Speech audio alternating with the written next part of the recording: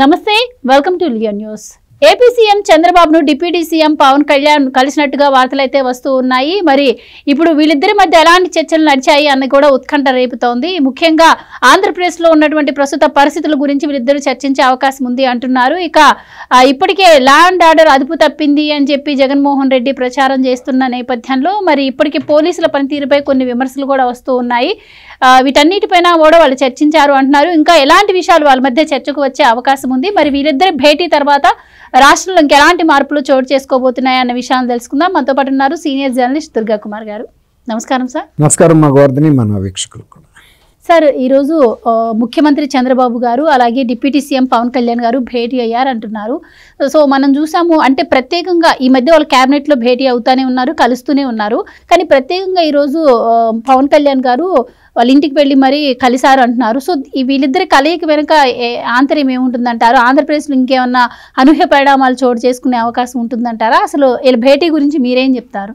అంటే ఇప్పుడు ఆంధ్రప్రదేశ్ ప్రజలు కూటమి ప్రభుత్వానికి ఇచ్చినటువంటి మెజారిటీ కానీ, కూటమి ప్రభుత్వానికి ఇచ్చిన బాధ్యతలు కానీ, కూటమి ప్రభుత్వానికి ఇచ్చినటువంటి అధికారం అంటే గతంలో జరిగినటువంటి తప్పులను సవరించి మళ్ళీ రాష్ట్రాన్ని మంచి మార్గంలో పెట్టమని. ఇదే సమయంలో జగన్మోహన్ రెడ్డి గారి పార్టీ ఉనికే ప్రమాదం వచ్చింది. ఆయన పార్టీని స్వయంగా నిర్వహించుకోలేకపోతున్నాడు. తను ఏ అవకాశాన్ని అందిపుచ్చుకుని తను ఒక పటిష్ట పట్టానికి కూడా అవకాశం చిక్కని పరిస్థితుల్లో నోటికి ఏ ఆరోపణ వస్తే ఆరోపణ చేసి కూటమి ప్రభుత్వం మీద ఒక మట్టి బురద జిమ్మే కార్యక్రమం పెట్టుకున్నాడు. దాని మూలన ఇవాళ నేను అనుకోవటం, ముఖ్యమంత్రి గారు, ఉప ముఖ్యమంత్రి ప్రజలు మన మీద పెట్టిన నమ్మకాన్ని, ప్రజలు మనకిచ్చిన బాధ్యతని, ప్రజలు మనకిచ్చిన అధికారాన్ని సక్రమంగా వినియోగించి వాళ్ళ అంచనాలని చేరుకోవాలి. ఒకటి. రెండోది, ఒక పార్టీ అంతర్ధానం అవుతున్నటువంటి ఒక సందిగ్ధ అవస్థలో ఉంది. ఈ టైంలో మన మీద బురద జిమ్మటానికి జగన్మోహన్ రెడ్డి ప్రయత్నిస్తున్నాడు. అంతకుముందు 19 ఎలక్షన్లో కూడా ఈవెన్ సొంత బాబాయ్ హత్య కేసును కూడా చంద్రబాబు నాయుడు గారి మీద వేశాడు. అట్లాగే ఇప్పుడు ఈ పార్టీని నిలబెట్టుకోవటం కోసం తను ఈ నోటికి ఏదొస్తే అది ఈ ప్రభుత్వం మీద ఆరోపణలు చేస్తున్నాడు. కాబట్టి మనం పటిష్టంగా దీన్ని ఎదుర్కోవాలి. తర్వాత వీళ్ళిద్దరి మధ్యలో కూడా రిఫ్ట్, అంటే అసలు కూటమి ప్రభుత్వం ఉనికినే ప్రశ్నార్థకం చేసే విధమైనటువంటి అంటే కలహాలు సృష్టించే కార్యక్రమం కూడా జరుగుతూ ఉంది. అందువల్ల అటువంటి అవకాశం దొరకనివ్వకూడదు మనం అనే ఉద్దేశం మీద వీళ్ళిద్దరు కూడా సమావేశమైనట్టు మనకు సమాచారం ఉంది. రెండోది, ఇప్పుడు నాగబాబు గారికి కూడా క్యాబినెట్లోకి తీసుకుంటున్నారు, ఆల్రెడీ ప్రకటించేశారు. తర్వాత ఆయన్ని ఎప్పుడు తీసుకోవటం, తర్వాత ఆయనకి ఏ శాఖలో ఆయనకి ఏ ఇంట్రెస్ట్ ఉంటుంది, ఏ శాఖలు అయితే ఆయన సమర్థంగా నిర్వహించగలుగుతాడు అనేది కూడా ఒకటి చర్చిస్తున్నారు. రెండోది, నియామకం చేయాల్సిన పదవులు చాలా ఉన్నాయి. ఇప్పుడు ప్రభుత్వ రంగ సంస్థలకు చైర్మన్లు కానీ, తర్వాత నామినేటెడ్ పోస్టులు, తర్వాత దేవస్థానాలకు కానీ, తర్వాత ఈ అగ్రికల్చర్ మార్కెట్ కమిటీలో యార్డులు చైర్మన్స్గా కానీ, ఇలా చాలా పోస్టులు, డైరెక్టర్ పోస్టులు కానీ ఇవన్నీ కూడా ఉన్నాయి. అయితే గతంలో తెలుగుదేశం ఒకటే పార్టీ ఉండటం వలన తెలుగుదేశం పార్టీ అభ్యర్థులకు ఇస్తూ ఉండేవాళ్ళు. ఈసారి ఊహించని పరిస్థితుల్లో కూటమి ప్రభుత్వంలో భాగస్వాములుగా జనసేన వాళ్ళు ఉన్నారు. అందులో వాళ్ళు కూడా ఒక మంచి స్ట్రైకింగ్ రేట్తో వచ్చారు. తర్వాత ఈ కూటమి ఏర్పాటులో కూడా పవన్ కళ్యాణ్ గారు కీలక భూమిక పోషించాడు. తర్వాత బీజేపీ వాళ్ళు కూడా ఎంతో కొంత ఈ కూటమి ప్రభుత్వంతో రావటం వలన మాకు మేలు జరిగింది. కేంద్రంలో కూడా ఒక మంచి సంఖ్యాపరంగా తెలుగుదేశం, జనసేన వీళ్ళు మాకు సపోర్ట్గా దొరికింది. కాబట్టి మేము కూడా ఎంతో కొంత రాష్ట్రంలో మా పార్టీని పటిష్టం చేసుకోవటానికి అవకాశాన్ని ఉపయోగించుకుంటాము. కొన్ని నామినేటెడ్ పోస్టులు ఇవ్వమన్నారు. అందువల్ల ఏమైందంటే అసలు యాక్చువల్గా నాగబాబు గారికి రాజ్యసభకు పంపే అవకాశం కూడా ఉండేది. కానీ ఒక సీటు వాళ్ళకి రావచ్చు, బీజేపీకి ఇవ్వాల్సి వచ్చింది. అందువల్ల బీజేపీ కూడా కొన్ని పోస్టులు అడుగుతుంది. ఎంతో కొంత మేము కూడా కొంత సొంత పార్టీ బలం పెంచుకుంటాము. ఎందుకంటే ఫస్ట్ టైం మాకు ఇక్కడ నుంచి కొంచెం లోక్సభ సీట్లు వచ్చినాయి, ఎమ్మెల్యే సీట్లు కూడా వచ్చినాయి. అందువల్ల వీటన్నిటినీ సమగ్రంగా చర్చించుకుని కూటమిలో ఏ విధమైనటువంటి పొరపచ్చాలో లేకుండా ఒక స్పష్టమైన అవగాహనకు రావటానికి, ఇప్పుడు మీరు అన్నట్టు పోలీస్ వ్యవస్థలో అనుకున్నంత మార్పులు తీసుకురాగలిగామా, ఇంకా ఎవరన్నా గతంలో లాగానే బాధ్యతారాహిత్యంగా ప్రవర్తిస్తున్నారా, గత ప్రభుత్వానికి సహకరించే విధంగా ఉన్నారా, తర్వాత ఈ సోషల్ మీడియాలో పోస్టింగ్లో ప్రస్తుత పరిస్థితి ఎలా ఉంది, గట్టి వార్నింగ్లు ఇచ్చాము, అన్ని చర్యలు తీసుకున్నాము. ఇంకా అలాంటి శక్తులు ఇంకా ఏమన్నా ఉన్నాయా? ఇప్పుడు బోరుగడ్డ అనిల్ లాంటి శక్తులు ఇంకా తప్పించుకుని తిరుగుతున్న కొంతమంది వ్యక్తులు కూడా ఉన్నారు. సోషల్ మీడియాలో అసభ్యకరమైన పోస్టులు పెట్టి వాళ్ళని అరెస్ట్ చేసి తగిన విధంగా శిక్షించేందుకు తీసుకోవాల్సిన చర్యలు ఏంటి, ఇవన్నీ కూడా ఉన్నాయి. తర్వాత ఇంకోటి ఏంటంటే, ఇప్పుడు ఈ వరి ధాన్యం కొనుగోలుకు సంబంధించి కూడా ఒక స్పష్టమైన ఆదేశాలు ఇచ్చాము. అది అమల్లో ఎంతవరకు ఆచరణలో జరుగుతున్నాయి, ఏమన్నా లోటుపాట్లు వచ్చినప్పుడు వాటిని ఎలా ట్యాకిల్ చేయాలి, ఇలా అన్ని అంశాల మీద చర్చించారు. ఇంకోటి ఏంటంటే, నాగబాబు గారు కనుక రేపు క్యాబినెట్లోకి వచ్చిన తర్వాత ఈ కౌన్సిల్లో కానీ లేకపోతే అసెంబ్లీలో కానీ ఒక సభ్యుడిగా ఎన్నికవ్వాల్సి ఉంది. ఇప్పుడు మనకి వీళ్ళకి 164 స్థానాలు వచ్చి ఉన్నాయి కాబట్టి కూటమిలో ఎవరిని రాజీనామా చేయించినా కూడా వాళ్ళకి కొంచెం నిరుత్సాహపడతారు. అందువల్ల అట్లా డిస్టర్బెన్స్ లేకుండా కౌన్సిల్కి కొంతమందికి వీళ్ళు వైఎస్ఆర్సీపీ సభ్యులు రాజీనామాలు చేశారు.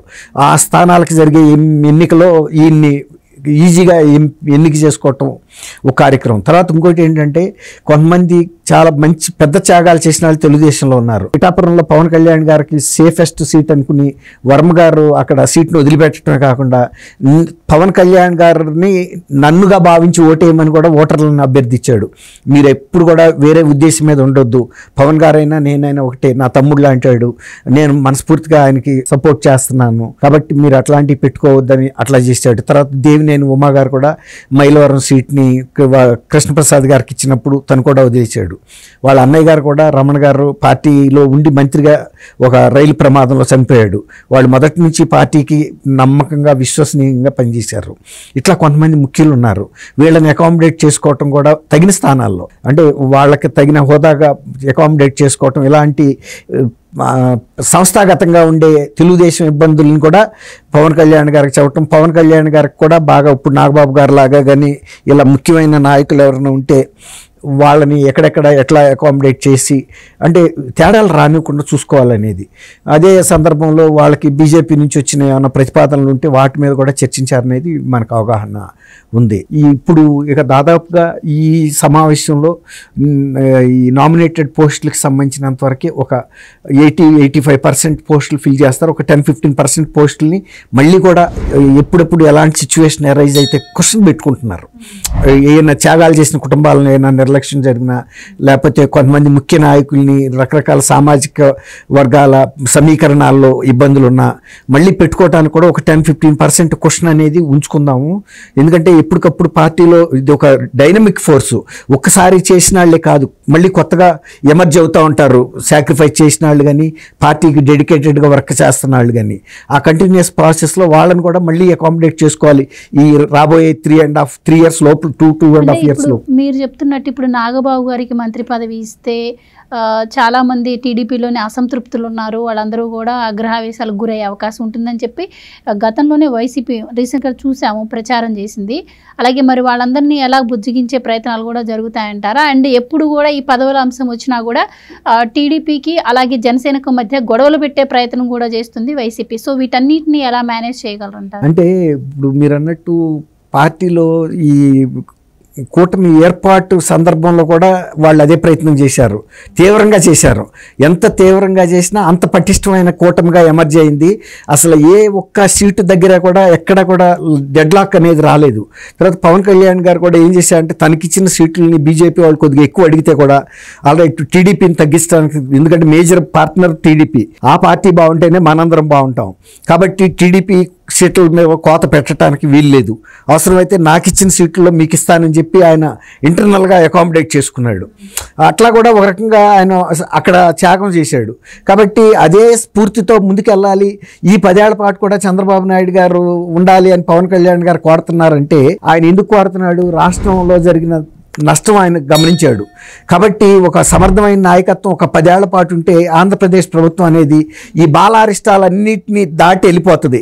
మంచి రాజధాని ఏర్పాటు చేసుకోగలుగుతుంది, మంచి మౌలిక రంగాల అభివృద్ధి, పోర్టులు లాంటివి అభివృద్ధి చేసుకోగలుగుతుంది, ఎయిర్పోర్ట్లు అభివృద్ధి చేసుకోగలుగుతుంది, ఇండస్ట్రీస్ని ఎక్కువ విదేశీ పెట్టుబడులు తెచ్చుకోవటం కానీ ఇవన్నీ కూడా జరుగుతాయి. అంతర్గతంగా రోడ్లు ఇలాంటి నిర్మాణాలు ఏవైతే నిర్లక్ష్యానికి గురైనయో ఇవన్నీ కూడా, తర్వాత విద్యారంగం కానీ ఒకటని కాదు, వైద్య అన్ని రంగాల్ని పటిష్టంగా చేసుకుంటే కనుక ఇప్పుడు మనం పంజాబ్ హర్యానా లాగా మళ్ళీ ఆ స్టేజ్కి వెళ్ళాలి అంటే చంద్రబాబు నాయుడు గారు ఉండాలనేది పవన్ కళ్యాణ్ గారిది ఒక గట్టి నిర్ణయం మీద ఉన్నాడు. ఇప్పుడు నేను ముఖ్యమంత్రి అవ్వాలా ఇంకొకళ్ళ అని కాదు, నాకంత ఇది లేదు, అనుభవం లేదు. అనుభవం ఉన్న ముఖ్యమంత్రి సేవలను ఉపయోగించుకోవాలి మనం, అంతే తప్ప ఇవాళ ఇట చిన్న విషయాల మీద కనుక కలహించుకుంటే మళ్ళీ జగన్మోహన్ రెడ్డి లాంటి సంఘ వ్యతిరేక శక్తులు వస్తారు, మళ్ళీ మొత్తం లంచగొండితనం పెరిగిపోద్ది, రాష్ట్రం అధోగతి పాలవుతుంది అనేది ఆయన ఒక స్పష్టత మీదే ఉన్నారు. ఆయనకు ముందు ఏంటంటే రాష్ట్రం మంచి ప్రగతిలోకి వెళ్తే తర్వాత ఏ పార్టీ బలం ఉంటే ఆ పార్టీ గెలుస్తుంది 10 ఏళ్ళ తర్వాత. అది వాళ్ళే మనం ఎందుకు ఇట్లాంటి బలహీనపరుచుకునే పనులు చేయాలి కూటమి మీద అనేది. మోడీ గారి నుంచి కూడా పవన్ కళ్యాణ్ గారికి ఉండే సందేశం ఏంటంటే, నువ్వు ఒక మంచి పని చేసావు కాబట్టి ఈ మంచి పనిని మీరు మీ రాష్ట్రంలో కొనసాగించండి, కేంద్రంలో కూడా మాకు ఇలాంటి కూటమిలో భాగస్వామ్యంగా మీరు కొనసాగమనేదే ఆయన ఇస్తున్న సంకేతాలు కూడా. కాబట్టి అన్నీ కూడా ఒక పాజిటివ్ దృక్పథంలోనే వెళ్తున్నాయి. ఎవరన్నా వాటిని బ్రేక్ చేయడానికి చేసినా, కుట్రలు కుతంత్రాలు చేసినా ఎంత పనినిల్చో అసలు ముందు తను ఉనికికే ప్రమాదం వచ్చింది జగన్మోహన్ రెడ్డి గారికి. అది గమనించాల్సిన విషయం. థ్యాంక్ యూ థ్యాంక్ యూ అమ్మా గోవర్ధని మన వీక్షకు. Please subscribe to Leo news for more videos.